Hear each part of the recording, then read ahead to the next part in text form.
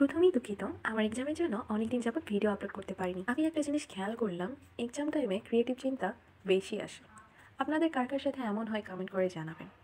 আসলে তখন তো টাইম থাকে না, পড়াশোনা করতে হয়, অনেক প্রেশার থাকে, আর তখনই এইসব ক্রিয়েটিভ চিন্তা ভাবনা মাথায় আসে। কিন্তু সব চিন্তা বাদ দিয়ে আবার পড়াশোনায় মন দিতে হয়, না হলে যে পাশ হবে না। বরাবরের মতো পড়াশোনা আমার এখনও ভালো লাগে না, কিন্তু কী আর করার, ফ্যামিলি চাপ, আশেপাশে সবাই পড়াশোনা করতেছে। এখন যদি আমি পড়াশোনা বাদ দিই, সেটা তো ভালো দেখা যাবে না। যাই হোক, আমার বাজে প্যাচাল বাদ দিই, কাজের কথায় আসি চলুন।